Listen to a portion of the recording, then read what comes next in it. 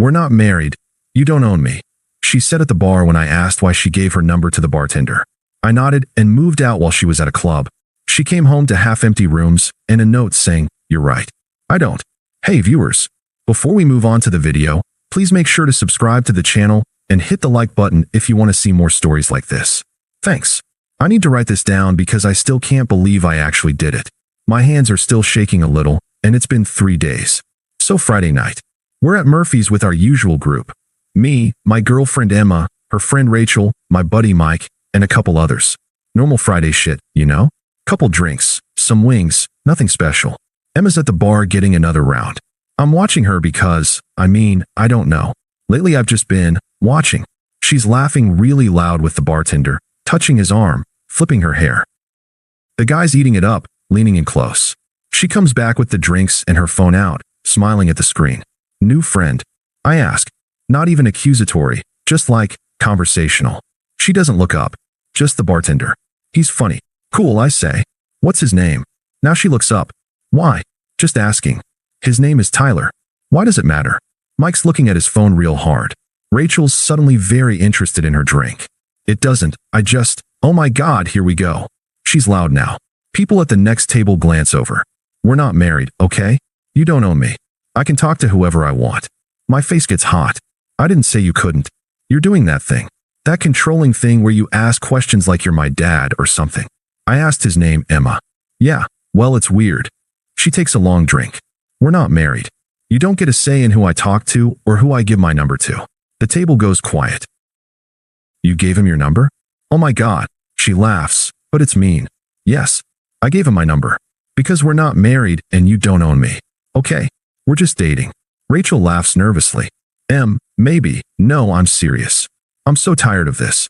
He acts like we're married when it's convenient for him, but then when I want to move in together or talk about the future, suddenly he's all, let's not rush things. That's bullshit, and she knows it. I'm the one who's been asking about moving in together. She's the one who said she needed space and didn't want to feel tied down. But I don't say any of that. I just pick up my beer and finish it. You know what? I put the empty glass down carefully. You're right. She blinks. What? You're right. We're not married. You can do whatever you want. I stand up. I'm gonna head out. Are you serious right now? Yeah. I'm tired. I pull out my wallet, drop $40 on the table. That should cover my half. Mike's standing too. Hey man, you okay? I'm good. Just gonna call it a night. Emma's staring at me like I just spoke Greek. You're seriously leaving because I talked to a bartender? I'm leaving because I'm tired, Em. I'll see you later. I walk out before she can say anything else. My heart's pounding so hard I can feel it in my throat. The drive. I sit in my car for like 10 minutes before I start it. My hands won't stop shaking. It's not the bartender. It is, but it's not. It's the way she said it. In front of everyone. Like I was being crazy for even noticing. It's that this is the 3rd time this month she's pulled something like this. 2 weeks ago, she forgot. We had dinner plans because she went to happy hour with work people and didn't check her phone. Last week, she posted an Instagram story at some guy's apartment at 2 a.m. Just friends, stop being paranoid. It's that when I asked if she wanted to meet my parents for their anniversary dinner, she said, that's so much pressure, and labels are weird. But when her car needed new tires, suddenly we were serious enough that I could chip in half. When she needed someone to dog sit for a week, we were serious enough for that. When rent was due and she was short, we were definitely serious enough. I drive home, to our apartment, the one we've shared for 8 months, and she's not there yet. She texted the group chat that she was staying out, going to meet some people at Club Vibe. Of course she is. I sit on the couch with another beer and just look around. The couch is mine. I bought it when I moved to the city 3 years ago. The TV is mine. The PlayStation. The coffee table my parents gave me. The nice wooden bookshelf? Mine. Kitchen table? Hers, actually. The cheap IKEA chairs that wobble? Those are hers too. I stand up and walk to the bedroom. The bed frame is mine.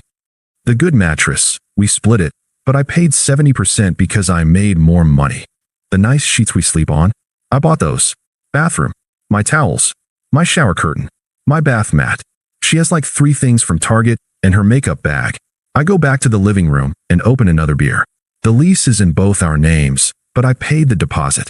I pay 60% of rent because, again, I make more. She got mad when I suggested we split it evenly. That's not fair to me, she said. I pay for internet. Electric is in my name. Water too. My phone buzzes. Group chat. Rachel.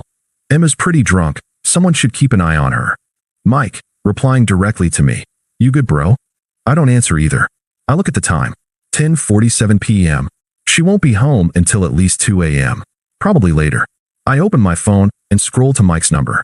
Hey man, I need a huge favor. The move. Mike shows up at 11:30 with his truck and doesn't ask questions until we're inside. Dude, what's going on? I'm moving out. Tonight. He looks around. Are you sure? Like, shouldn't you guys talk, or, we're not married, Mike. She made that very clear. So I'm leaving. He stares at me for a second, then nods. Okay, where do we start? We start with the living room. The couch is heavy as fuck, but we get it.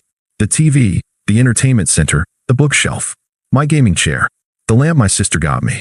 I'm pulling books off the shelf and Mike goes, You okay? I'm great. You're shaking. I look at my hands. He's right.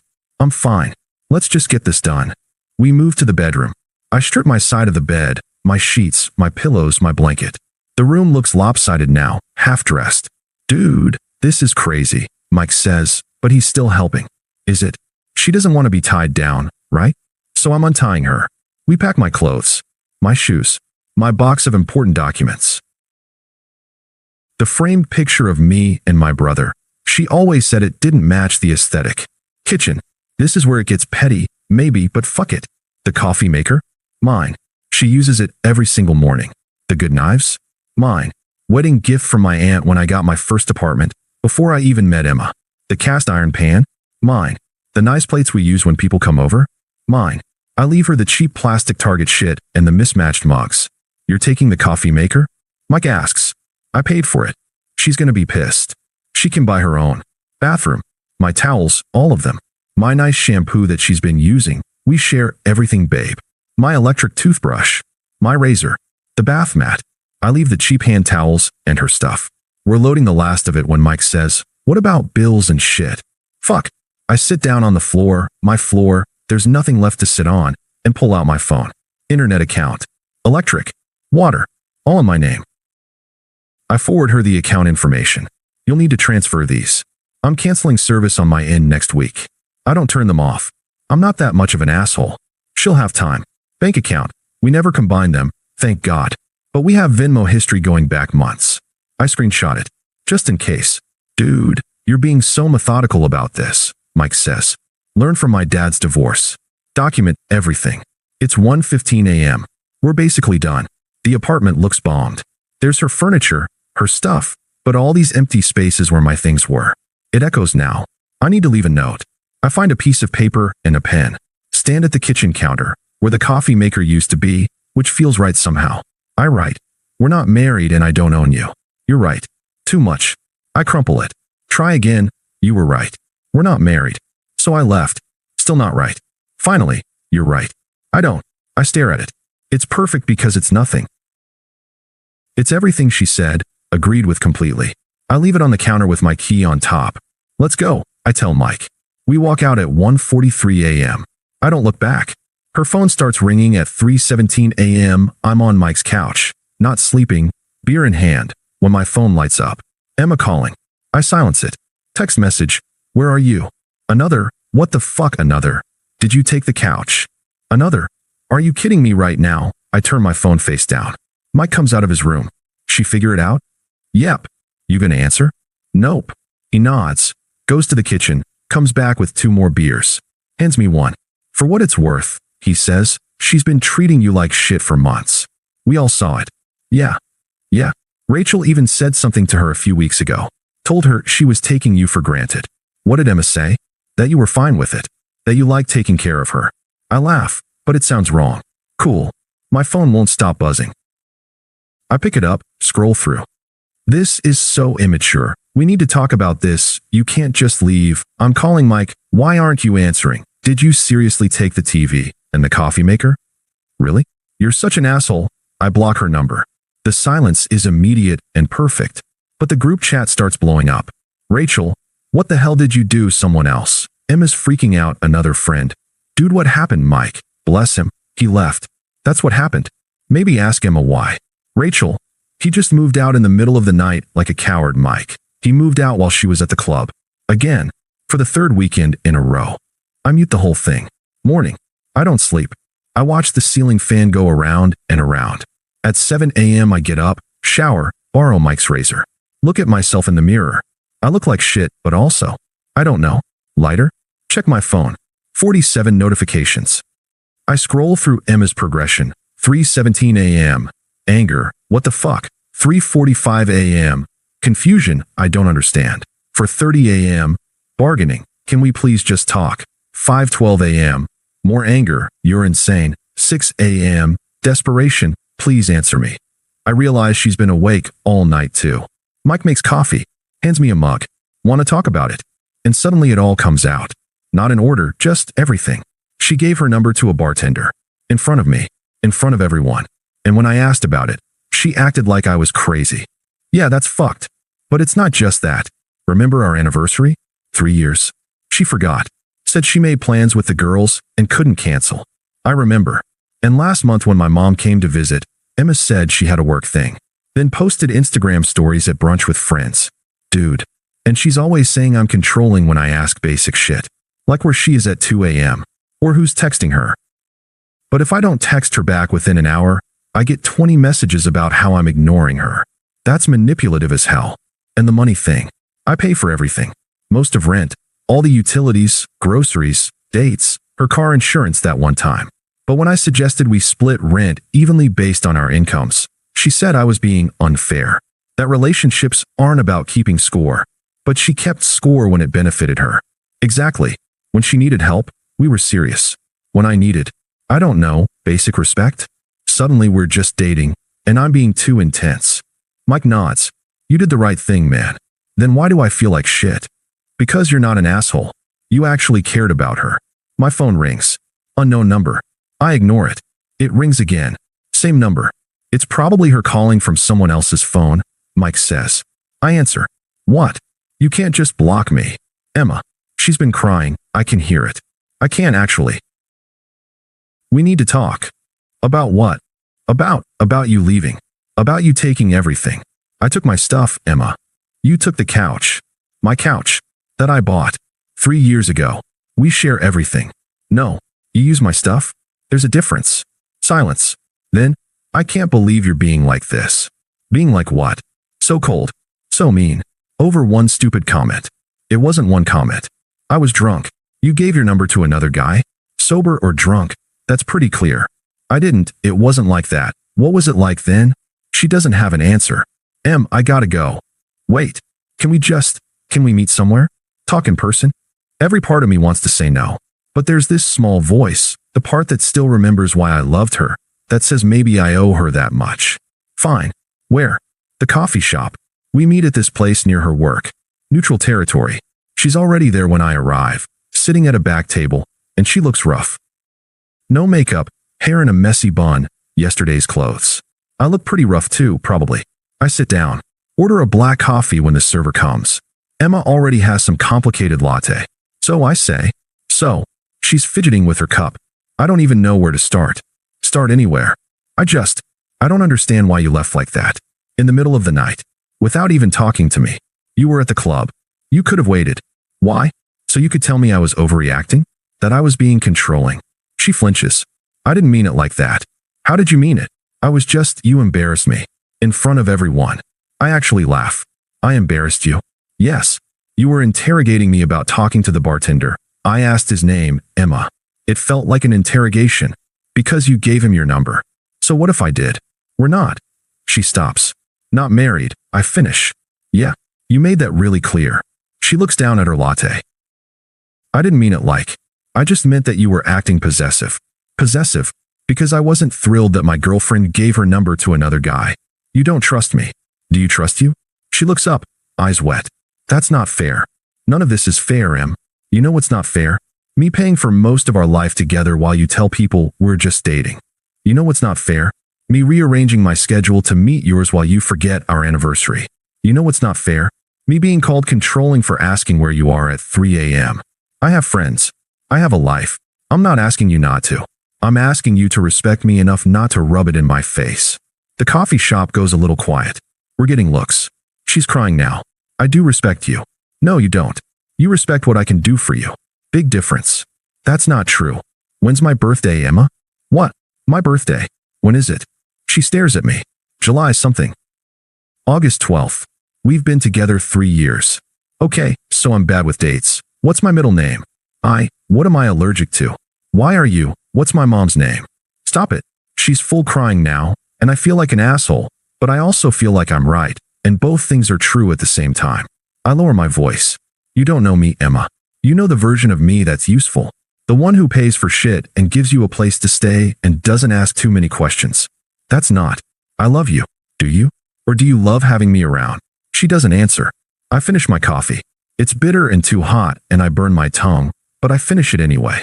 I think we're done here. So that's it. Her voice cracks. 3 years and you just quit. I'm not quitting. I'm just done being treated like I don't matter. You do matter. Then why do I feel like I don't? She reaches across the table like she's going to grab my hand, but I pull back. Emma, you've been checking out of this relationship for months. Maybe longer. I just finally caught up. I haven't, you have. Every time I try to talk about the future, you shut down. Every time I asked for basic consideration, you call me controlling. You wanted all the benefits of a relationship without any of the commitment. And that's fine. That's your choice. But it's not what I want. What do you want? I want someone who's sure about me. Someone who doesn't make me feel crazy for having expectations. Someone who doesn't humiliate me in front of our friends because I dared to notice when something was off. She's sobbing now, ugly crying into her hands, and people are definitely staring. Part of me wants to comfort her. Part of me wants to apologize and take it all back and pretend Friday night never happened. But a bigger part of me, the part that's been slowly dying for months, just wants to leave. So I do. I stand up, drop a 10 on the table for my coffee, and walk out. She doesn't follow me. 3 weeks later, I'm in my new place. Studio apartment, nothing fancy, but it's mine. My couch looks good here. My TV. My coffee maker. I'm sleeping okay. Eating okay. Working out again, which I'd stopped doing because Emma said I was obsessed with the gym. Mike comes over with pizza and beer. We watch the game. Heard from her? He asks during a commercial. She texted a few times. Asked if we could try again. What did you say? Nothing. I think saying nothing says enough. Rachel's still pissed at you, by the way. Yeah, I figured. She says you blindsided Emma. That you didn't even try to work on things. I tried for months. She wasn't interested in working on anything. She was interested in doing whatever she wanted while I shut up and paid for it. Mike nods. That's what I told her. What did she say? That I was taking your side because we're friends. Aren't you supposed to take your friend's side? That's what I said. We laugh. My phone buzzes. Instagram notification. Emma posted a photo. I don't open it. I don't need to. You miss her? Mike asks. I think about it. Really think about it. I miss who I thought she was. I say finally. I miss the idea of us. But the actual her? The one who treated me like shit? No. I don't miss that. That's healthy as fuck, dude. Is it? I still feel guilty. About what? I don't know. Leaving like that. Moving out while she was gone. The coffee maker thing was petty. Dude. She gave another guy her number. To his face. In front of you. You think you're the petty one. I guess not. We watch the game. My team loses, but I don't really care. The end, sort of. It's been 2 months now. I'm good. Not great, but good. I'm dating again. Nothing serious. A girl from work asked me to get drinks, and I said yes, and it was fine. Nice, even. She laughed at my jokes and asked about my family and picked up the check before I could reach for my wallet. We can split it, I said. I asked you out, she said. Next one's on you. There was going to be a next one. That felt good. I saw Emma last week. Mutual friend's birthday thing. She was there with someone new already. Tall guy. Beard. Looked like he probably had a podcast about craft beer or some shit. She saw me, and her face did this thing. Surprise. Then anger. Then something like sadness. I nodded. She nodded back. Her new guy didn't notice. He was talking to someone about, I shit you not, his podcast. You okay? Mike asked. He'd materialized next to me with a beer. Yeah, I'm good. You look good. I feel good. Lighter, you know? That's what leaving dead weight does. We stood there for a minute, watching Emma laugh too loud at something podcast guy said. You think she learned anything? I asked. From this? Probably not. Some people don't learn. They just move on to the next person and do the same shit. That's bleak. That's reality. Maybe he's right. Maybe she's already telling podcast guy he's too controlling. Maybe she's already lining up the next one after him. But that's not my problem anymore. My problem is my problem, and that's enough. Someone asked me the other day if I regretted how I handled it, if I wished I'd done it differently. Honestly, no. Could I have handled it better? Sure. I could have had a calm, mature conversation, could have suggested couples counseling, could have given her a chance to apologize, to change, to fix things. But here's what I learned. You can't fix someone who doesn't think they're broken. And I was so tired of trying. So I left, in the middle of the night, with my couch and my coffee maker and my dignity. And you know what? I'd do it again. Because she was right about one thing. We weren't married. And I didn't own her. But I also didn't know her shit. Update. Some people are asking what happened with the apartment. She couldn't afford it alone, surprise, so she moved back in with her parents. She tried to get me to pay my half of the remaining lease. I sent her a copy of the lease agreement where it clearly states we're individually responsible for our own portions. She stopped asking. The utilities got transferred. Eventually, we have no mutual friends anymore. Everyone picked sides. I got Mike and the reasonable ones. She got Rachel and the people who think I'm an asshole for abandoning her. I'm okay with that. Tyler the bartender? They dated for 3 weeks. According to Mike, who heard from someone who heard from Rachel. Then he broke up with her because, and I quote, she was too much drama.